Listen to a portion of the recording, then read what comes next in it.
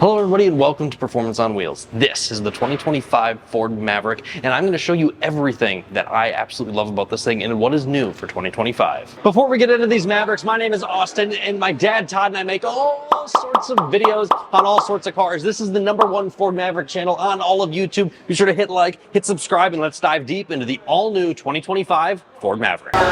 This is where we have all of the rage. The 2.5-liter hybrid that has been well loved since the Maverick was officially launched is now available, ladies and gentlemen, in all-wheel drive. Not only is it available in all-wheel drive, but with the hybrid and all-wheel drive, you can get the 4K tow package now as well. In my opinion, that's kind of a big deal. Even with all-wheel drive, you can get upwards of 40 miles per gallon, and with the front-wheel drive, upwards of 42. So very impressive that it's only a 2 mile per gallon loss with equipped all-wheel drive. And check out this beautiful eruption green color, new for 2025. Let's go ahead and transition into checking out this new front end. The front end that you guys are currently looking at is the new Lariat, and they did a really good job of distinguishing this from the lower trims of Maverick. It definitely sticks out, and I think that was kind of a struggle on the previous year because the only difference was obviously the daytime runner, and of course we do have the daytime runners now, and we have a projector headlight versus just the standard LED bulb that we had in the previous model. Big fan of this new grille, and we have, check out down here, silver painted down on the bottom. Super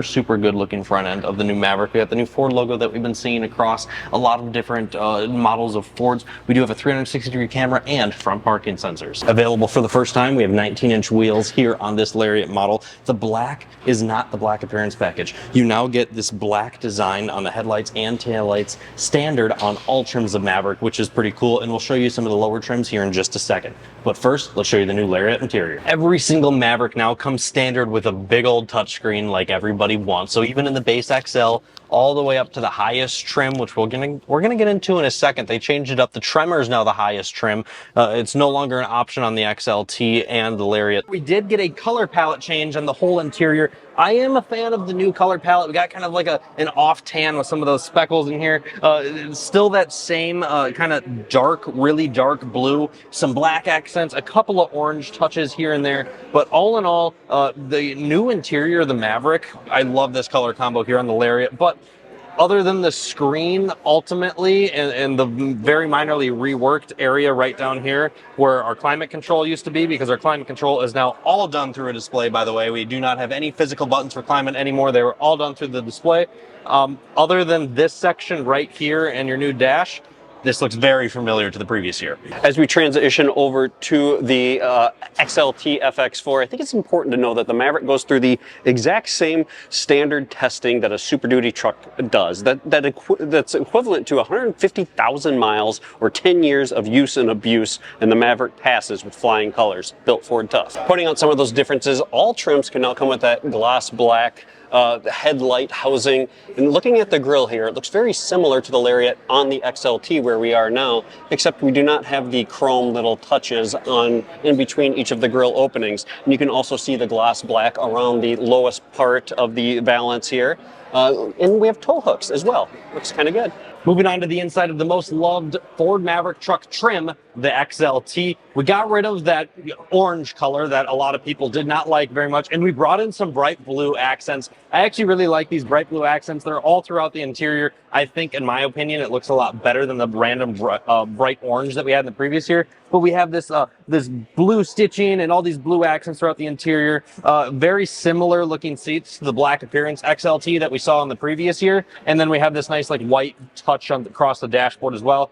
Great looking interior, and I think this is a huge upgrade over the previous gen XLT. No longer featured as an option on the XLT or Lariat, the Tremor now steps above the Lariat as its own identifiable trim, which is kind of fun, and I think it's well deserved, especially with all of the design cue changes that we have. And what's new other than that? Awesome. Well, there's just two things I do want to point out. I love the fact that they incorporated the orange into the side graphic as well as the hood graphic. It looks so good over terrain. And we also have to say goodbye to the Wild Peaks and hello to the Goodyear Territory RTs as I almost fall over in absolute awe. The new graphics pack on the Tremor is amazing. I like it. Absolutely love it. Like the mud splashing design.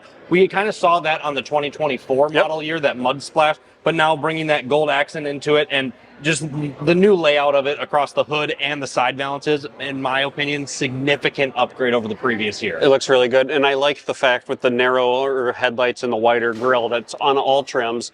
I really like the way that it looks on the Tremor because it makes that front end look more aggressive. It does. Because of that slope of that approach angle up front. So I really like the front end of the Tremor. Let's actually talk about the front end here for a second. We do have an identifiable grille that only comes on the Tremor. Absolutely, like you just said, love the headlights. Still have parking sensors on the front of the Tremor here. 360 degree comes standard on this thing to help you see and navigate what's going on in the trails in front of you. These super identifiable tow hooks up front. Like the whole front end of the Tremor, in my opinion, looks significantly more aggressive and identifying than the previous gen. One of the items I still find to be absolutely ridiculous on the Maverick is these aren't cheap trucks, guys.